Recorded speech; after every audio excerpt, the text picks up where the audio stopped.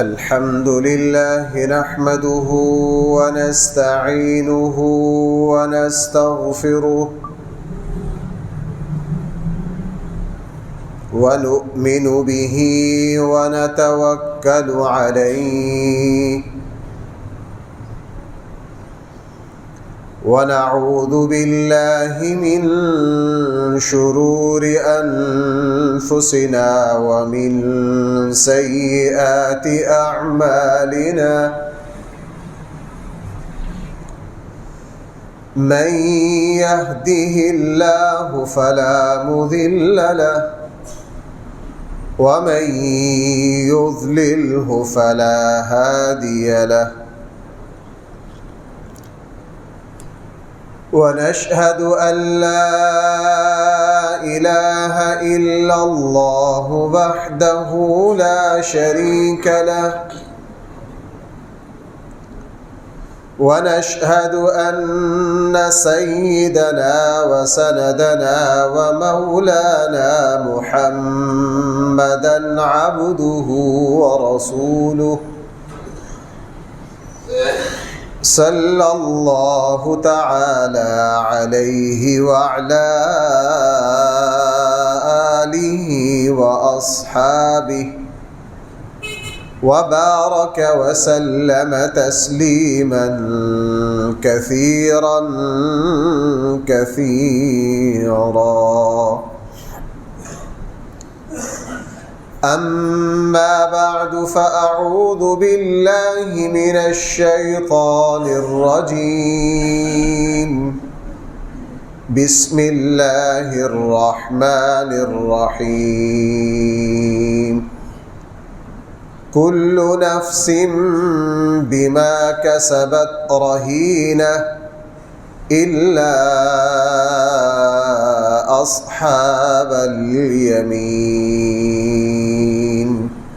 صدق الله مولانا العظيم. محترم سامعین کرام،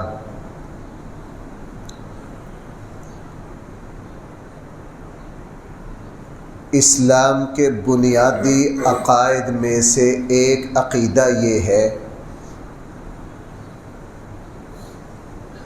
کہ انسان جو بھی عمل کرتا ہے اس کے عمل پر جزا اور سزا کا نتیجہ مرتب ہوتا ہے۔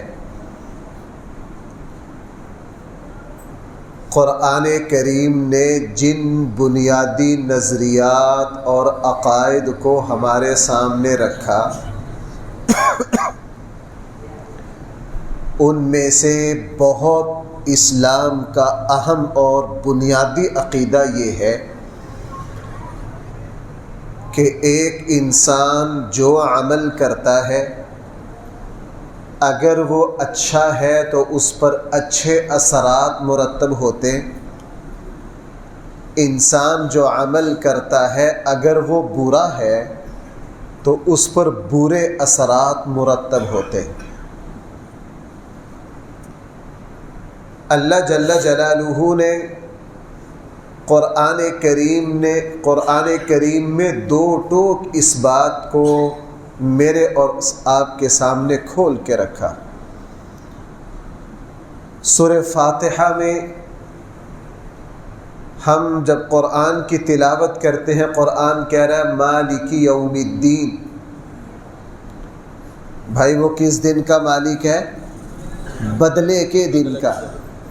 بھائی کس دن کا مالک ہے؟ وہ بدلے کے دن کا مالک ہے، یعنی ایک دن آنا ہے جس دن تمہارے اچھے برے عملوں کا بدلہ ہونا ہے۔ ایسا نہیں جیسا کافر نے کہا کہ انسان کا عمل جانوروں کی طرح ہے، بھینس مالک کا پانی پیے یا پڑوسی کا پیے کچھ بھی نہیں ہوگا، انسان کچھ بھی کرے اس کے عمل پر کوئی نتیجہ، کوئی اثر، کوئی ثمرہ نہیں نکلے گا۔ قرآن کہہ رہا افحسبتم انما خلقناکم عبثا، ہم نے تمہیں فضول کو کھیل تماشا نہیں پیدا کیا۔ تم کوئی ایسی مخلوق نہیں ہو جو چاہو کرتے رہو، تمہارے عمل کا کوئی اثر نہ ہو، کوئی نتیجہ نہ ہو، ایسا نہیں ہے۔ تمہارے ایک ایک بول کا اثر ہے، اس کا نتیجہ ہے۔ اگر تمہارا عمل صحیح اور ٹھیک ہے تو دنیا اور آخرت میں اس کا نتیجہ اور ثمرہ بھی اچھا ہی مرتب ہو رہا ہے، اور اگر تمہارا وہ عمل برا ہے تو دنیا اور آخرت میں اس کا بھائی اثر بھی کیا پڑ رہا ہے، اسی طرح کا پڑ رہا ہے۔ ہمارے یہاں ایک جملہ بولا جاتا ہے بہت زبردست، انسان کے جیسے اعمال ویسے حالات۔ بھائی یہ بولا جاتا ہے کہ نہیں؟ بالکل صحیح ہے، انسان کے جیسے اعمال ویسے اثرات۔ عمل نیک ہو اس کا اثر بہت اعلیٰ۔ رسول اللہ صلی اللہ علیہ وسلم نے اچھے اور برے عمل کے دونوں نتائج محسوس کر کے بتلا دیے۔ رمضان میں آپ نے سنا ہوگا کہ رسول اللہ صلی اللہ علیہ وسلم شب قدر کی تعیین بتلانے آ رہے تھے، دو مسلمان آپس میں جھگڑ رہے تھے، اللہ کے نبی نے کیا فرمایا؟ مجھے اس کی تعیین بلا دی گئی، یعنی لڑائی کے برے اثرات پڑے کہ شب قدر کی تعیین کیا ہو گئی؟ بھول گئی۔ رسول اللہ صلی اللہ علیہ وسلم نے نماز پڑھائی، نماز میں غلطی لگ گئی، سلام پھیر کر فرمایا لوگوں تم اچھی طرح وضو کیا کرو، اچھی طرح وضو نہ کرنے کی وجہ سے مجھے نماز میں کیا لگ گئی؟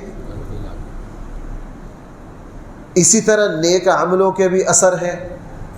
رسول اللہ صلی اللہ علیہ وسلم نماز پڑھا کر فارغ ہوئے تو ایک صحابی، مشہور صحابی حضور کے پاس آ گئے، اللہ کے حبیب رات میرے ساتھ عجیب واقعہ ہوا ہے۔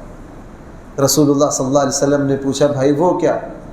میں تہجد کی نماز پڑھ رہا تھا، قرآن کی تلاوت کر رہا تھا، تو میرا گھوڑا پاس بدھا ہوا تھا، وہ بہت زیادہ ہلنے لگ گیا، بدکنے لگ گیا۔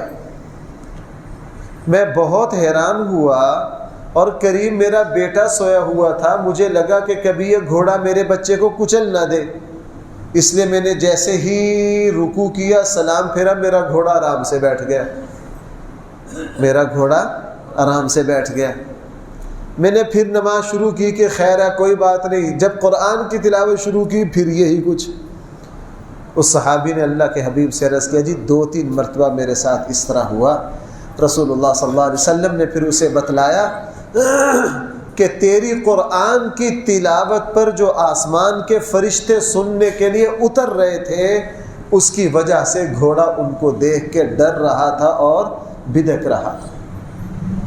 تو میں عرض یہ کرنا چاہتا ہوں کہ ایک مسلمان کا عمل اچھا ہو تو اس کا نتیجہ بھی بھائی کیا ہے؟ اس کے اثرات بھی اچھے ہیں۔ حدیث مبارکہ میں آتا ہے کہ جب کوئی مسلمان جھوٹ بولتا ہے، اس کے منہ کے اندر سے روحانی ایک یعنی نظر نہ آنے والی مانوی بدبو ایسی نکلتی ہے کہ فرشتے دور تک بھاگ جاتے ہیں، فرشتے دور تک بھاگ جاتے ہیں۔ اور رسول اللہ صلی اللہ علیہ وسلم نے ارشاد فرمایا مؤذن جب اذان دیتا ہے اس کی اذان کو سن کر شیاطین بھاگتے، بستیاں اور آبادیاں چھوڑ کے شیاطین وہاں چلے جاتے ہیں جنگلوں میں جہاں ان کو اذان کی آواز نہ سنائی دے۔ اب اذان ایک عمل ہے لیکن اس کا نتیجہ اور ثمرہ کیا نکل رہا ہے کہ شیاطین بھاگ رہے ہیں۔ جھوٹ ایک برا عمل ہے، اس کا نتیجہ کیا نکل رہا ہے کہ منہ کے اندر سے رسول اللہ صلی اللہ علیہ وسلم نے ایک صحابی کو دیکھا، کھانا کھا رہے ہیں، اللہ کے نبی نے دیکھا، درمیان میں اللہ کے نبی ہنس پڑے، مسکرائے۔ اس صحابی نے کہا اللہ کے حبیب کیا ہوا؟ کہنے لگا تجھے نہیں پتہ چلا کیا ہوا؟ تو نے بغیر اللہ کے نام لیے کھانا شروع کر دیا اور شیطان تیرے کانے میں آ کے کیا ہو گیا؟ تو نے درمیان میں دعا پڑھی تو شیطان قے کرتا ہوا بھاگ گیا۔ اب چونکہ نبی کو وہ کچھ نظر آتا ہے جو ہمیں نظر، نبی کو اللہ تعالیٰ یہ آنکھیں بھی اللہ دیتا ہے. اللہ کے نبی نماز پڑھاتے ہوئے پیچھے دیکھ لیا کرتے تھے، یہ اللہ کے نبی کی خصوصیت تھی نگاہ کی، نظر کی. اور اللہ تعالیٰ نبی کو بصیرت اور قلب بھی ایسا عطا کرتے ہیں کہ انبیاء علیہ الصلوۃ والسلام کو وہ چیزیں نظر آتی ہیں جو عام انسان کو نظر. اسی لیے انبیاء علیہ الصلوۃ والسلام خصوصاً رسول اللہ صلی اللہ علیہ وسلم نے کوئی اچھا عمل ہوا، اس کا نتیجہ جو وہاں تھا فوراً بتلا دیا. رسول اللہ صلی اللہ علیہ وسلم نے کوئی برا عمل دیکھا، اس برے عمل کا جو نتیجہ تھا وہ بھی اپنی امت کو کیا کر دیا، بتلا دیا. اور میں عرض کر رہا ہوں حدیث مبارکہ میں اس کی اتنی مثالیں ہیں. قرآن کریم نے، رسول اللہ صلی اللہ علیہ وسلم نے ایک مسلمان کو سکھایا، سمجھایا کہ تمہاری زبان سے جو بول نکل رہا ہے، تمہارے جسم سے جو عمل ہو رہا ہے، اس عمل کے اثرات ہیں، اس کے کچھ نتائج ہیں. اگر نیک عمل ہے اس کی برکتیں بہت دور تک جاتی ہیں، اگر برا عمل ہے تو اس کی نحوستیں بھی بڑی دور تک جاتی ہیں. اس لیے قرآن کریم نے ایک لفظ بولا بھائی 2 جگہ. سورۃ الطور میں کہا کل امرئ بما کسبت رہین. سورہ مدثر میں کہا کل نفس بما کسبت رہینہ. ہر انسان جو کچھ کماتا ہے اس کے بدلے میں رہن رکھا ہوا ہے. بھائی ذرا توجہ کرنا، ہر انسان جو کچھ کماتا ہے اس کے بدلے میں کیا رکھا ہوا ہے؟ رہن. ہمارے یہاں رہن کا لفظ تو اب نہیں بولا جاتا، گروی کا لفظ بولا جاتا ہے. بھائی یہ لفظ بولا جاتا ہے کہ نہیں؟ گروی کیا ہے؟ قرآن نے ایسا گہرا لفظ استعمال کیا، کل نفس بما کسبت رہینہ. ہر انسان جو کچھ عمل کرتا ہے اس کے بدلے میں گروی رکھا ہوا ہے. اب ہم گروی کیا کرتے ہیں؟ رہن کسے کہتے ہیں؟ ایک آدمی دوسرے سے قرض لیتا ہے، بھائی مجھے 1 لاکھ روپے قرض دے دو، میں فلاں تاریخ کو دے دوں گا.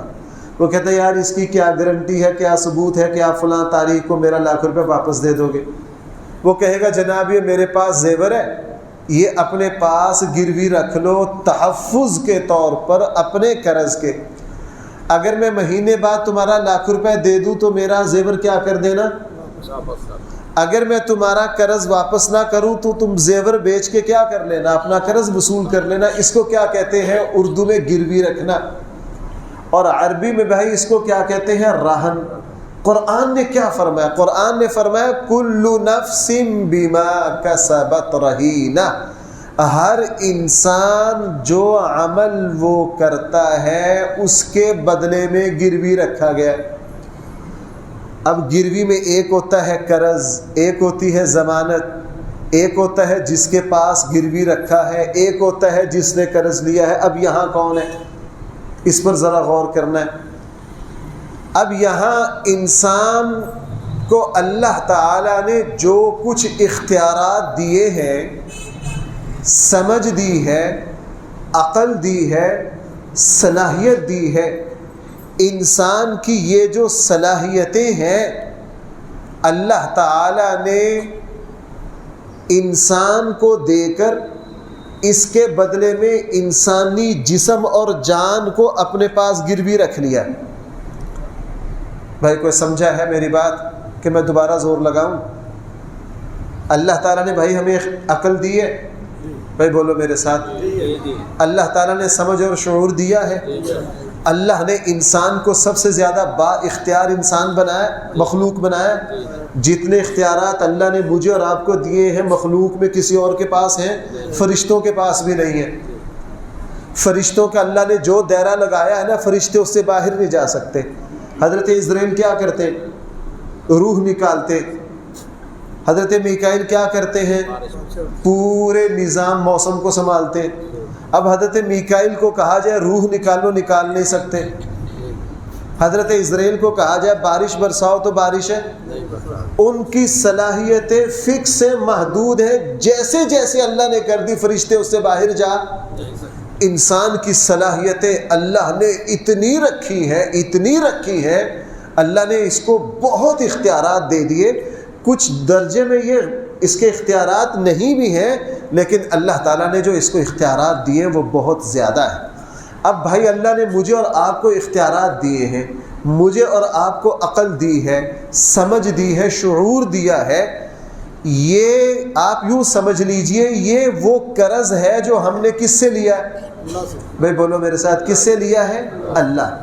اللہ تعالیٰ نے مجھے عقل دی، سمجھ دی، شعور دیا، اختیارات دیے، یہ ہم نے اپنے اللہ سے کیا لیا ہے؟ قرض۔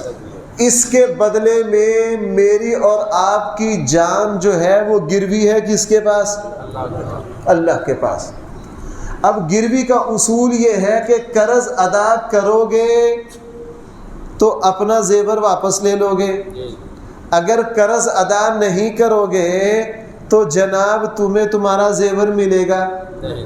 اب اگر مسلمان نیک عمل کر کے اللہ تعالیٰ کے یہاں جمع کروا دے گا تو اپنی جان کو گروی سے یعنی جہنم سے چھڑا لے گا، اور اگر یہ نیک عمل نہیں کر سکا تو جناب اپنے آپ کو جہنم سے چھڑا۔ اس کو قرآن نے فرمایا کل نفس بما کسبت رہینہ، انسان کی جان اللہ تعالیٰ کے یہاں گروی ہے ان عملوں کے بدلے میں جو عمل یہ انجام دے گا۔ اور یہ بات قرآن نے کئی جگہ کہی ہے، ظہر الفساد فی البر والبحر بما کسبت ایدی الناس لیذیقہم بعض الذی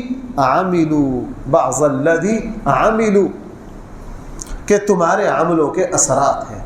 اب اگلی بات سمجھیے، جب میرے اور آپ کے عملوں کے اثرات ہیں، اگر مسلمان اس حقیقت کو سمجھ جائے تو پھر ہر عمل کرنے سے پہلے سوچے گا کہ آیا میرے اس عمل کا نتیجہ کیا ہوگا۔ ہم نتائج کو نہیں سوچتے، اس لیے ہمارے یہاں بدعملی بہت زیادہ بڑھ گئی ہے۔ ایک آدمی ہے اگر اس کو پتہ چل جائے کہ جو میں نے جھوٹ بولا ہے اس کے اثرات کیا ہیں، جو میں نے وعدہ خلافی کی ہے اس کے اثرات کیا ہیں، میں جو اپنے ماں کے سامنے اونچا گلا پھاڑ کے بولا ہوں اس کی نحوست کیا ہے، میں نے جو اپنے بڑے والد کا دل دکھایا ہے اس کی لعنت اور نحوست کہاں تک جائے گی۔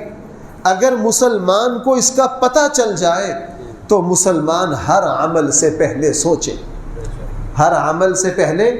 اور ہم چونکہ شتر بے مہار بے لگام ہیں، کوئی پرواہ نہیں کرتے، اسی لیے جناب ہم اس طرح کے مسائل میں الجھ گئے ہیں، دو چار ہو گئے ہیں۔ حالانکہ قرآن کریم نے مجھے اور آپ کو یہ بات سمجھا دی تھی کہ تمہارے نیک عمل سے دنیا کی زندگی میں بھی خیر پھیلے گی، برکتیں پھیلے گی۔ اگر آپ حضرات کو پتہ ہے رسول اللہ صلی اللہ علیہ وسلم جب معراج پر تشریف لے گئے تو مسجد اقصیٰ میں 3 پیالے پیش کیے گئے حضور کے سامنے، ایک میں شراب اور دوسری میں دودھ۔ اللہ کے نبی نے کس کو پسند کیا؟ دودھ کو۔ اللہ کے نبی نے کس کو پسند کیا؟ حضرت جبرائیل نے کہا آپ کی امت پر اس کا اثر پڑے گا، آپ کی امت پر اس کا کیا پڑے گا؟ اثر پڑے گا، آپ کی امت پر اس کی وجہ سے خیر و برکت آئے گی، آپ کی امت پر اس کی وجہ سے کیا آئے گی؟ خیر و برکت آئے گی۔ رسول اللہ صلی اللہ علیہ وسلم نے آپ کی زندگی میں بہت سارے ایسے واقعات ہیں، آپ علیہ السلام نے ایک عمل نہیں کیا، فرمایا کہ میری امت پر اس کے کیا پڑیں گے؟ اثرات پڑیں گے۔ اسی لیے علامہ ابن کثیر رحمہ اللہ نے ایک بات ذکر کی ہے۔ علامہ ابن کثیر رحمہ اللہ نے ایک جگہ رسول اللہ صلی اللہ علیہ وسلم کا ارشاد نقل کیا ہے کہ قرآن نے جو جرموں کی سزائیں بیان کی ہیں بھائی اس کو کیا کہتے ہیں؟ حد۔ بھائی قرآن نے اللہ تعالیٰ نے جرموں کی جو سزائیں بیان کی ہیں اس کو کیا کہتے ہیں؟ مثلا قرآن نے چوری اور ڈکیتی کی سزا بیان کی ہے، قرآن کی بیان کردہ سزاؤں کو کیا کہا جاتا ہے؟ حدود اللہ، ان کو کیا کہا جاتا ہے؟ علامہ ابن کثیر نے رسول اللہ صلی اللہ علیہ وسلم کے ایک ارشاد ذکر کیا ہے کہ اللہ کی زمین پر ایک حد کو جاری کرنا، میں یوں کہتا ہوں اگر کسی ڈاکو نے ڈکیتی کی ہے اس ڈکیت کو سزا دینا، یہ حد کو نافذ کرنا ہے۔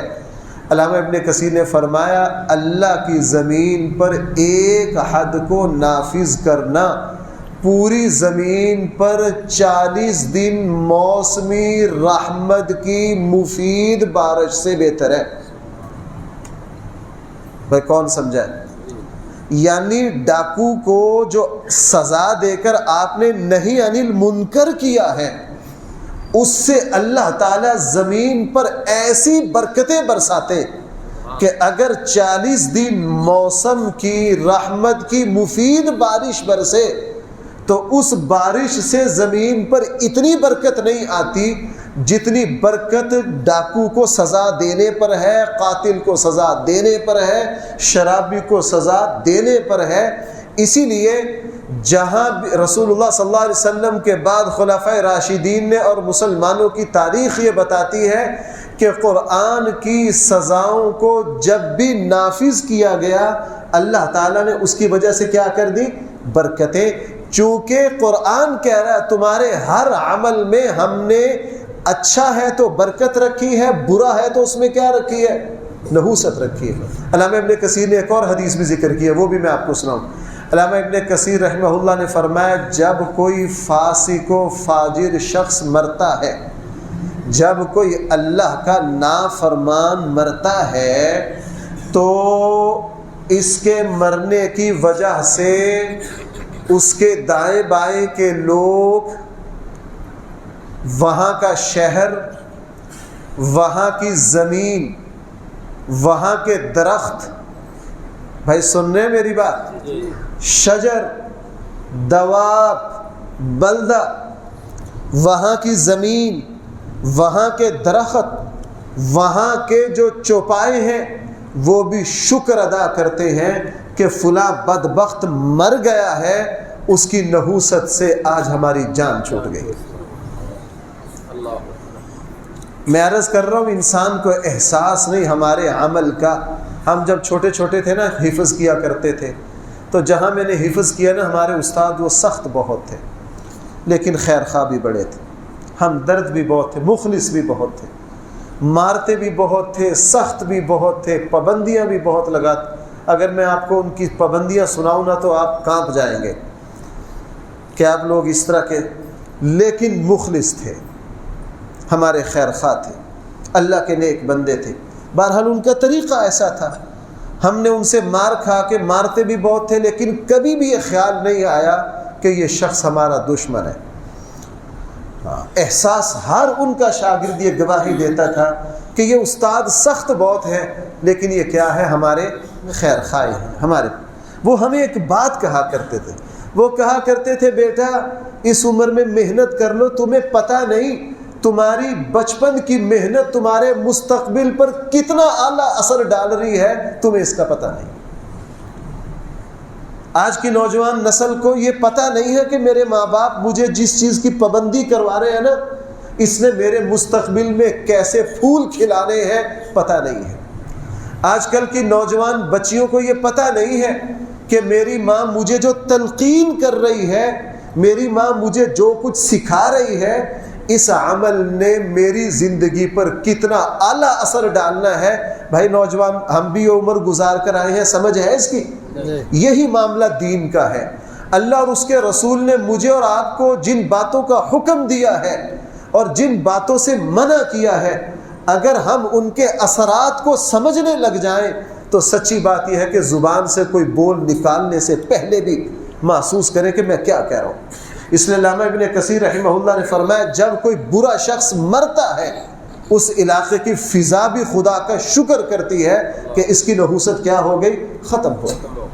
اس لیے اس بات کو سمجھنا، رسول اللہ صلی اللہ علیہ وسلم نے احادیث میں پھر بہت ساری باتیں بیان کی ہیں. اور بھائی آج اگر ہم اپنے حالات پر نظر ڈالیں نا تو ہمیں یوں لگتا ہے واقعتاً کہ قرآن نے یہ جو کہا تھا نا بما کسبت ایدی الناس، یہ لوگوں کے عملوں کا نتیجہ ہے، یہ تمہارے عمل ہیں جو حالات کی شکل میں تمہارے سامنے ہیں.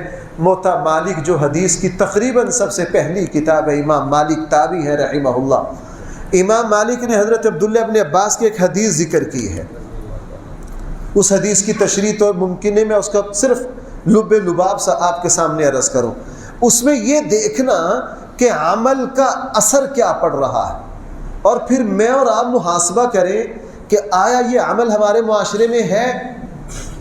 آپ جب نتائج پر بھی غور کریں گے، سچی بات یہ کہ ان احادیث کو پڑھ کے اندازہ ہوتا ہے کہ اللہ کے نبی صلی اللہ علیہ وسلم نے ہمیں جزا و سزا کا فلسفہ کتنی وضاحت. ویسے قرآن نے ہمیں جگہ جگہ تھوڑی یہ کہہ دیا لوگوں تمہارے عمل کے اثرات ہیں، تمہاری بات کے اثرات ہیں. تمہاری بات کے کیا ہیں؟ اثرات ہیں. میں نے پچھلے درس میں سنایا تھا ایک صحابی نے حضور کے پیچھے خطبے میں کیا، نماز میں کیا کہا، ربنا، بھائی یاد ہے، وَلَكَ الْحَمْدُ حَمْدًا كَثِيرًا طَيِّبًا مُبَارَكًا فِيهِ. تو سلام پھیر کے اللہ کے نبی نے کیا فرمایا، اتنے فرشتے بھاگے آئے ہیں کیا کرنے تمہارا. تو اس لیے بھائیو اس حقیقت کو سمجھنا. حضرت عبداللہ بن عباس رضی اللہ عنہ فرماتے ہیں کہ رسول اللہ صلی اللہ علیہ وسلم نے ہم سے ایک مرتبہ ارشاد فرمایا کہ جو لوگ، جو قوم بددیانت ہو جائے، بھائی جو قوم کیا ہو جائے، بددیانت ہو جائے، اللہ تعالیٰ اس قوم کے دل میں روب ڈال دیتا ہے، وہ بزدل ہو جاتی. وہ کیا ہو جاتی ہے؟ جس قوم میں بھائی کیا آ جائے، ذرا بولو میرے ساتھ، بددیانتی. بددیانتی کس کو کہتے ہیں؟ خیانت کس کو کہتے ہیں؟ اللہ اور بندوں کے حق کو ادا نہ کرنا، یہ بددیانتی ہے. ایک صاحب نے جلدی نماز پڑھی، رسول اللہ صلی اللہ علیہ وسلم نے فرمایا تم نے کیا کیا ہے؟ تم نے اللہ کے حق میں خیانت کی ہے. دیانت یہ ہے اللہ اور بندوں کے حق کو ادا کرنا. رسول اللہ صلی اللہ علیہ وسلم نے فرمایا جو قوم بددیانت ہوگی اللہ تعالیٰ اس کو کیا بنا دیں گے؟ بزدل. بھائی بولو، نیند آ رہی ہے آپ سب حضرات کو. اللہ اس کو کیا بنا دیں گے؟ بزدل. یہ غزہ کے مسئلے میں پورا عالم اسلام کیا بنا ہوا ہے؟ بزدل. بھائی بولتے نہیں آپ، کسی کی مجال ہے؟ ہمارے یہاں بڑی طاقتور فوج ہے، آرمی چیف بیان دے سکتے ہیں اسرائیل تمہاری ایسی تیسی بول سکتے ہیں؟ عرب حکمران چوہوں کی طرح بلوں میں بیٹھے ہوئے ہیں کہ نہیں؟ حیرانگی ہوتی ہے ہماری اتنی بڑی. اللہ کے نبی تو صاف فرما گئے جو قوم بددیانت ہوگی وہ بزدل ہوگی. آپ کو پتہ دیانتداری کے اندر ایک دلیری ہوتی ہے، ایک کیا ہوتی ہے؟ اسی لیے اللہ کے نبی نے ویسے ہی فرما دیا کہ دیانتداری ایمان ہے. جس دل میں دیانتداری نہیں اس میں ایمان بھی نہیں. حضرت انس فرماتے ہیں کم ایسے ہوا، بعض دفعہ نا میرے دل میں آتا ہے، میرا کچھ مزاج اس طرح کا ہے، میں ایک ہی موضوع کو بار بار نہیں بیان کر سکتا. آپ دیکھ میری کوشش ہوتی ہے مختلف موضوعات. بعض دفعہ مجھے اپنا یہ مرض برا بھی لگتا ہے. اکثر ایسا ہوتا ہے کہ میں یہاں کو بیان کرتا ہوں، کسی دوست کو اچھا لگتا ہے، وہ مجھے کسی اپنی جگہ مفتی صاحب آپ نے جو فلاں موضوع پر جمعہ پڑھایا تھا وہ پڑھا دیں. میں کہ یار وہ اختیار میں نہیں ایک ہی موضوع کو بار بار بیان کرنا. لیکن جب یہ ارشاد سامنے آیا، اب حضرت انس کیا فرما رہے؟ حضرت انس فرما رہے ہیں بہت کم ایسے ہوا کہ اللہ کے نبی نے ہمیں خطبہ ارشاد فرمایا ہو اور اس میں یہ بات نہ کہی ہو کہ اگر تمہارے اندر دیانت نہیں ہے تو تمہارے اندر ایمان بھی نہیں. تمہارے اندر دیانت نہیں ہے تو تمہارے اندر ایمان بھی، اگر تم بددیانت ہو تو تم بے ایمان ہو. رسول اللہ صلی اللہ علیہ وسلم نے فرمایا جس قوم کو یہ دیکھو کہ ان میں بددیانتی آ گئی ہے وہ ایمان کی طاقت کو کھو بیٹھے گی، وہ بزدل ہو جائے گی، وہ مفاد پرست ہو جائے گی. اس لیے رسول اللہ صلی اللہ علیہ وسلم نے قرآن کریم نے جگہ جگہ حکم دیا، ان اللہ یأمرکم ان تؤدوا الامانہ، اللہ تعالیٰ تمہیں حکم دیتا ہے کس کی؟ امانت کی ادائیگی کی، تم امانت ادا کرو۔ اگر امانت دار ہو، رسول اللہ صلی اللہ علیہ وسلم کی ایک حدیث ہے، اللہ کے نبی نے اس میں 3-4 باتیں بیان کی ہیں، فرمایا اگر یہ 4 باتیں تیرے پاس ہیں نا، دنیا کی کوئی چیز بھی تیرے پاس نہیں ہے تو تجھے پرواہ نہیں کرنی چاہیے۔ بھائی میں کیا کہہ رہا ہوں؟ آپ حضرات لگتا ہے تھکے ہوئے، نیند آ رہی ہے، توجہ کرو میری طرف۔ اللہ کے نبی نے کیا فرمایا؟ 4 خوبیاں ایسی ہیں اگر تمہارے پاس ہیں اور تمہارے پاس دنیا کی کوئی اور چیز نہیں ہے تو تمہیں اس کی کوئی پرواہ نہیں۔ ہمیں تو ساری پرواہ ہے۔ ان میں سے ایک کیا؟ فرمایا اگر تو دیانت دار ہے پھر تجھے کسی چیز کی پرواہ نہیں کرنی چاہیے، تیری جو دیانت داری ہے یہ دنیا میں تجھے ذلیل و رسوا نہیں ہونے دے گی۔ دیانت داری کی وجہ سے اللہ تجھے دین اور دنیا کے اعتبار سے فضیلتوں سے نواز دے۔ اسی لیے اب حضرت عمر رضی اللہ عنہ، ان میں یار وہ کوئی علامہ ابن خلدون کی عمرانیات کی پی ایچ ڈی کر کے تھوڑی آئے تھے۔ حضرت عمر کیا ہے؟ اونٹ چرانے والے بدو ہے، لیکن رسول اللہ صلی اللہ علیہ وسلم نے ایسی دیانت سکھائی۔ حضرت عمر رضی اللہ عنہ کو ایک تکلیف ہو گئی، شہد کی ضرورت تھی، اور اس زمانے میں مدینہ منورہ میں ہمارے یہاں شہد بنانے کی مشینیں نہیں تھی۔ ہمارے یہاں تو آپ کو پتہ ہے جس طرح کا خالی شہد ہمارے یہاں ملتا ہے، اس زمانے میں تو خالی شہد ہی ہوتا تھا، اور وہ موسم نہیں تھا، برسات کے دن تھے، برسات کے دنوں میں شہد نہیں ہوتا۔ طبیب نے حضرت عمر سے کہا کہ جی آپ شہد استعمال کریں گے اس تکلیف میں، پھر آپ کی یہ تکلیف رکے گی۔ اب حضرت عمر نے مدینہ ادھر ادھر پتہ کروایا، کہیں شہد نہ ملا، پتہ چلا کہ بیت المال میں شہد کا جو ایک ڈول، ایک بالٹی، سرکاری خزانے میں ایک بالٹی شہد کی ہے۔ اب خلیفہ وقت ہے، دوائی کے لیے بھائی کتنا شہد چاہیے؟ تھوڑا سا۔ اب آپ اندازہ کیجئے، چلو میں آج کل کی زبان میں بولتا ہوں، تو صدر جو ہے انہوں نے ایوان صدر میں پریس کانفرنس بلائی، حضرت عمر مسجد میں آئے، مسجد کے منبر پر کھڑے ہوئے، نماز کے بعد سارے لوگوں سے، مہاجرین اور انصار سے کہا بھائیو مجھے فلاں تکلیف ہے، اور طبیب نے مجھے شہد کا کہا ہے، شہد کہیں سے مل نہیں رہا، بیت المال میں ایک ڈول پڑا ہے شہد کا، اگر تم اجازت دے دو تو میں اپنی دوائی کے لیے تھوڑا سا شہد لے لوں۔ اور آگے بھی فرمایا اگر تم مجھے اجازت نہ دو گے تو یہ شہد لینا میرے لیے حرام ہے۔ 22 لاکھ مربع میل کا حاکم اپنی تکلیف کے لیے تھوڑے سے شہد کی اجازت پوری کابینہ سے لے رہا ہے۔ ساری مسجد نے کہا جی آپ کو اجازت ہے، پھر کہا جی میری دوائی میں جتنا شہد ہے اتنا لے لیا جائے، اتنا کیا کر لیا جائے؟ لے لیا جائے۔ رسول اللہ صلی اللہ علیہ وسلم نے کیا فرمایا؟ اگر تم میں دیانت آ گئی تو دیکھنا تمہاری دیانت کس طرح دروازے کھولتی ہے۔ میں آپ سے سچی بات عرض کروں، آج ہمیں شکوہ ہے پوری نہیں پڑتی، جناب اپنی ملازمت کو دیانت سے کرو، دیکھو اللہ تعالیٰ تمہاری تھوڑی تنخواہ میں کیسی برکتیں ڈالتا ہے۔ اگر استاد اور ٹیچر ہو تنخواہیں تھوڑی ہے کوئی بات نہیں، دیانتداری سے اگلی نسل کی طرف اخلاق اور علم منتقل کرو، اللہ تمہارے ایسے ایسے قدردان شاگرد پیدا کر دے گا جو تمہارے پاؤں دھو کر پئیں گے دیانت کی۔ حضرت عبداللہ بن عمر رضی اللہ عنہ نا طواف کر رہے اور ایک 14-15 سال کے نوجوان کو دیکھا، اس کے چہرے پر تقوی، شرافت کے اثرات۔ حضرت عبداللہ ابن عمر نے اس کو بلایا، کہا ایک وقت آئے گا تو اپنے ملک کا سب سے بڑا عالم بنے گا۔ کیا کہا؟ سب سے بڑا عالم بنے گا۔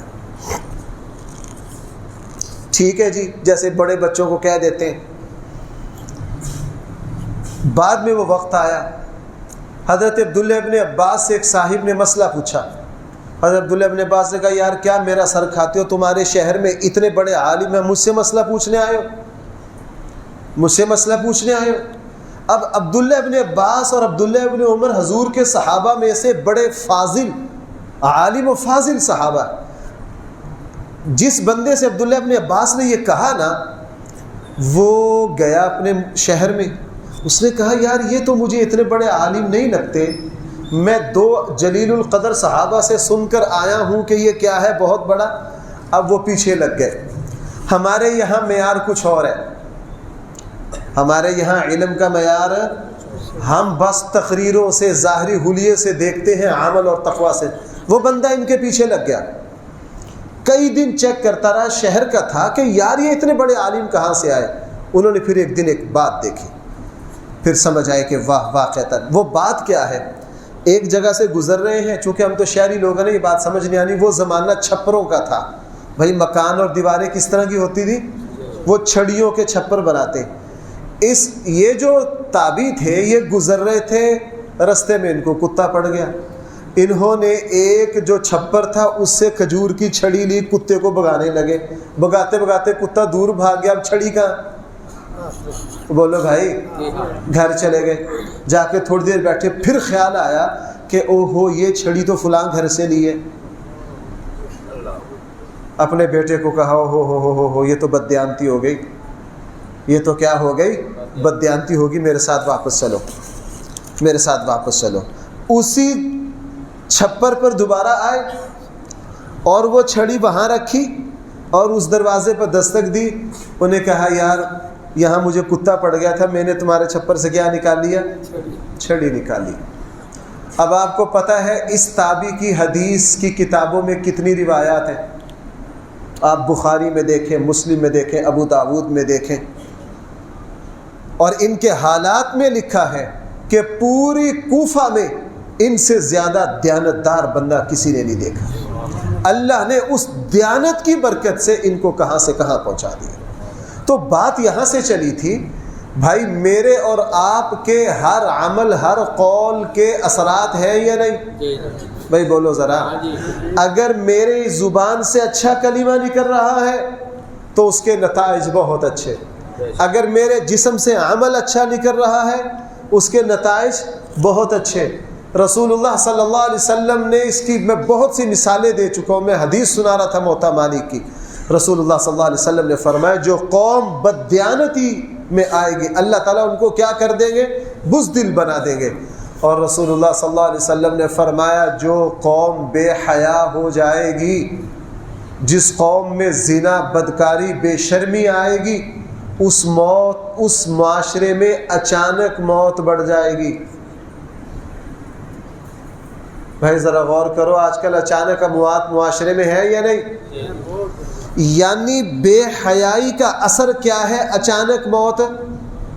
پہلے زمانے میں یار کوئی سالوں میں واقعہ ہوتا تھا کہ اچانک بیٹھا بیٹھا بندہ گیا، اور اب یہاں چونکہ بے حیائی کا بازار گرم ہے، ہمارے یہاں بے پردگی عام ہے۔ جاؤ ہاں بازاروں میں دیکھو ہماری خواتین کا برقع کدھر ہے، جاؤ ہاں ہمارے یہاں کالج یونیورسٹی میں دیکھیے ہماری بیٹیوں کے پردے کا کیا حال ہے۔ آپ ذرا دیکھیے شادیوں میں جا کے مرد اور عورت کا مخلوط ماحول کیسا ہے۔ آپ ذرا دیکھیے میڈیا کے ذریعے، ہمارے فلمیں اور ڈراموں کے ذریعے ہماری قوم کی حیا کا درجہ کہاں ہے۔ اللہ معاف فرمائے، ہم جس تیزی کے ساتھ بے حیائی کی طرف بڑھ رہے ہیں ڈر لگتا ہے۔ رسول اللہ صلی اللہ علیہ وسلم کی جو احادیث میں ہے نا، ایک زمانہ آئے گا لوگ جانوروں سے بدتر ہو جائیں گے، اور رسول اللہ صلی اللہ علیہ وسلم نے فرمایا پہلے نبیوں کی جو بات ہم تک پہنچی ہے وہ یہ ہے کہ جس کے اندر سے حیا ختم ہو جائے وہ انسان نہیں رہتا، وہ جو چاہے کرے۔ اللہ کے نبی نے فرمایا جس قوم میں بے حیائی بڑھ جائے گی اس میں اچانک موتیں زیادہ ہو۔ بھائی بولو، تو اچانک موتیں ہیں یا نہیں؟ ہمارے یہاں دن رات ہو رہا ہے چونکہ بے حیائی کے اثرات۔ اور یہاں میں آپ سے ایک بات عرض کروں بھائیو، جو گناہ اجتماعی ہو، قومی سطح پر ہو، اس کی نحوستیں قومی سطح پر پڑا کرتی۔ من حیث القوم چونکہ پوری دنیا میں بے حیائی بڑھ رہی ہے، حوادثات اچانک موتیں بھی بھائی کیا کر رہی ہیں؟ بڑھ رہی، پتہ ہی نہیں، اچانک پتہ ہی نہیں چلتا، بندہ ہاتھوں میں گیا۔ رسول اللہ صلی اللہ علیہ وسلم نے فرمایا جس قوم میں بدکاری بڑھ جائے گی، جس قوم میں بے حیائی بڑھ جائے گی، اور رسول اللہ صلی اللہ علیہ وسلم نے فرمایا جس قوم میں ناپ تول میں لین دین میں بے ایمانی آئے گی، اللہ تعالیٰ اس قوم کے رزق کی برکتیں اٹھا لیں گے۔ جس قوم میں بھائی کیا ناپ تول، یعنی ناپ تول کے کم ہونا یہ ایک عمل ہے، اس کی نحوست اللہ تعالیٰ رزق کی کیا کر لیں گے۔ بھائی بتاؤ ہم پاکستان جو ہے معاشی طور پر ترقی کر رہے ہیں، نیچے جا رہے ہیں؟ اس کے بہت سے اسباب ہیں، میں ان کے سارے اسباب کا ذکر نہیں کر رہا۔ کیا ہمارے یہاں ناپ تول میں کمی نہیں ہے؟ ہمارے معاملات میں اتنی بے ایمانی ہے، اللہ معاف فرمائے، آپ کا کسی کام میں واسطہ پڑ جائے تو آپ کو لگے گا ہمارا معاشرہ جو ہے وہ سارا بددیانت ہے۔ جس قوم میں جان بچانے کی ادویات بھی 2 نمبر ہوتی ہوں، جو قوم پینے کے پانی میں ملاوٹ کرتی ہو، دودھ میں نہیں بھائی، کس میں؟ پینے کے پانی میں جو قوم ملاوٹ کرتی ہو۔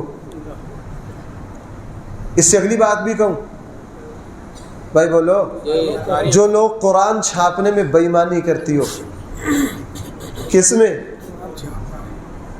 میں نے قرآن کریم لاہور سے منگوائی، بات ہوئی یہ کاغذ فلاں فلاں فلاں فلاں فلاں، ساری باتیں طے کر کے میں نے پیسے بھیج دیے، جب قرآن کریم آئے کاغذ 2 نمبر۔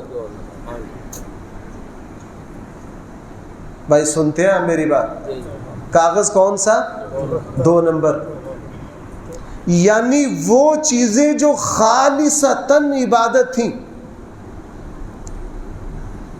تصور نہیں کیا جا سکتا تھا وہاں بے ایمانی کا، مسلمان اس میں بھی کیا کر رہا ہے؟ بے ایمانی کر رہا ہے۔ مسلمان اس میں بھی بے ایمانی کر رہا ہے۔ بلکہ میں شرم آتی ہے یار مجھے یہ باتیں، لیکن کیا کرے، اصلاح معاشرہ کے لیے باتیں کرنی پڑتی۔ میں ایک جگہ جنازہ پڑھانے گیا، بھائی بہت ہی گٹھیا بات ہے، اگر کہتے ہیں سنا دیتا ہوں، لیکن ہے ہمارے معاشرے کی۔ میں گاؤں میں جنازہ، ایک شہر، میں نام نہیں لیتا، ایک شہر میں جنازہ پڑھانے گیا۔ جنازے کے بعد گور کن سے وارثوں کی لڑائی ہو گئی، 10,000 لیا تھا کہ قبر اتنی گہری بنانی ہے، آدھی بنائی۔ وہ اس کو پتہ کیا کہہ رہے تھے؟ آج میں اس حدیث کا مطالعہ کرتا ہوں، انہوں نے کہا تو ایم ہی کرنا ہے، پیسے لیتا ہے کہ 5 فٹ گہری بناتی ہے، بناتا کتنا ہے؟ 3 فٹ۔ اب جو بندہ دن رات قبر کھودتا ہے، وہ قبر کھودنے میں بے ایمانی کر رہا ہے، تو ہماری گراوٹ کی کوئی انتہا ہے؟ بھائی یا میری باتیں غلط ہیں، یا آپ کو سمجھ نہیں آ رہی ہیں، یا آپ کچھ زیادہ پریشان ہو گئے۔ جو قوم قبر کھودنے میں، جو کفن دینے میں بددیانتی کرتی ہو، جو قوم قرآن چھاپنے میں بددیانتی کرتی ہو، اللہ معاف فرمائے۔ ہمارے جو قوم پانی میں ملاوٹ کرنے لگ جائے، ابھی قربانی آئے گی، آپ دیکھیں گے نہیں، نر کو مادہ کو نر بنا کے نہیں بیچا جائے گا۔ اور یار آپ کو پتا ہے کہ نہیں، مجھ سے یعنی سنت ابراہیمی ہے بیچنے والا مسلمان ہے، 40 قسمیں کھا کے کہیں گے جی اس جانور کی عمر پوری ہے، حالانکہ اندر سے پتا ہوگا اس کی عمر پوری نہیں۔ تو رسول اللہ صلی اللہ علیہ وسلم نے کیا فرمایا؟ جو قوم معاملات میں بے ایمان ہو جائے، اللہ تعالیٰ ان کی رزق کی کیا کر لیں گے۔ اب میں صرف ٹائم پورا ہو گیا، 2 باتیں ہیں۔ رسول اللہ صلی اللہ علیہ وسلم نے فرمایا جو حق کے خلاف فیصلے کریں گے اس قوم میں خون ریزی بڑھ جائے گی۔ جس معاشرے میں حق پر فیصلے نہیں ہوں گے وہاں قتل بڑھ جائے گا۔ آپ کو پتہ ہے پاکستان میں رپورٹیں آتی ہیں کہ ایک دن میں اوسطاً پاکستان میں 200-250 بندہ قتل ہوتا ہے۔ آپ ایک دن کے اخبارات اور تفصیلات اور تھانوں سے صرف 24 گھنٹے کی قتل کی FIR اکٹھی کریں، آپ کو پتہ چل جائے گا۔ ہمارے یہاں عدالتوں میں فیصلے حق پر ہو رہے ہیں؟ بھائی بولو، ہمارے یہاں انصاف اتنا مشکل ہے۔ یہ کالے منہ والے بدبخت برطانیہ کا ایسا نظام مسلط کر دیا گیا ہے، ہمارے یہاں جو قانون ہے وہ ایسی شطرنج کی چال ہے کہ دیوانی مقدمات میں تو 3 نسلیں لگ جاتی ہیں، فیصلہ نہیں ہوتا۔ یعنی نظام قانون ایسا پیچیدہ، اور یہ لعنت ہے، قرآن نے ہمیں ہم انصاف کا قانون دیا تھا، وہ تو ہمیں منظور نہیں، جاؤ پھر انگریز، پھر اللہ اسی طرح ذلیل کرے گے۔ ہمارے یہاں حق کے فیصلے نہیں، نظام قانون اتنا پیچیدہ، عدالتوں کا سسٹم اتنا مہنگا، وکلاء کا نظام اتنا مشکل، آئین ہمارا انگلش میں، اصل بندے کو سمجھی، ایک بندہ اللہ نہ کرے اگر اس کو دیوانی معاملات میں انصاف لینا پڑ جائے تو اس کو حضرت نوح والی عمر چاہیے انصاف لیتے لیتے۔ تو فرمایا جس قوم میں حق پر فیصلے نہیں ہوں گے وہاں کیا ہوگا؟ قتل و غارت بڑھ جائے گی۔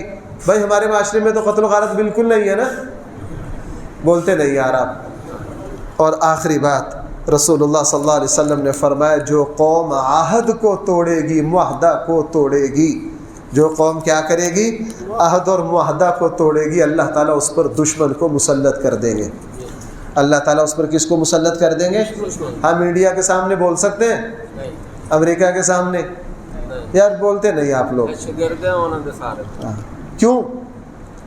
ہماری پوری پاکستانی قوم پوری دنیا میں بین ہے، ہمارا چاول باہر نہیں جا سکتا، چونکہ ہم دکھائیں گے کچھ اور، ہمارے پھل باہر نہیں جا سکتے۔ وہ رپورٹیں آتی ہیں کہ نہیں پاکستان سے یہ چیزیں فلاں ملک خرید کے اپنے مہر لگا کے وہ کہتے ہیں پاکستانیوں سے نہیں لینا۔ میں نے ایک شاید آخری بات، 32 منٹ ہو گئے، بس 1 منٹ میں، پاکستان کی ایک بہت بڑی شخصیت سے میں نے براہ راست سنا تھا، کہنا کہ میں سلطان برونائی سے جب ملا، اس نے کسی ذاتی معاملات میں مجھے بلایا تو مجھے کہنے لگے جی کوئی آپ کی کوئی ذاتی خواہش؟ میں نے کہا جی میری خواہش یہ ہے، میں پاکستان کی محبت میں گیا تھا کہ برونائی کے جو تاجر ہیں نا ان میں مجھے خطاب کرنا ہے۔ وہاں برونائی کے سارے تاجر اکٹھے ہوئے اور میں نے وہاں تقریر کی، میں نے ان سے کہا یار آپ سارا کچھ ہندوستان سے لیتے ہو، پاکستان تو بڑا اسلامی ملک ہے، اس سے کیوں نہیں لیتے؟ سب نے، چونکہ بادشاہ میرے ساتھ بیٹھے تھے، سب نے اطمینان سے سنا۔ جب کھانا کھانے لگے نا تو وہ مجھے کہنے لگے جناب آپ اپنے ملک کے وفادار ہیں، لیکن آپ کے ملک کی بدبختی یہ ہے کہ سیمپل ہمیں کچھ اور بھیجتے ہیں، بعد میں مال تو ہم چوروں سے مال نہیں خریدا کرتے، ہم چوروں سے مال، اللہ تعالی ہم سب کو صحیح فہم عطا فرمائے۔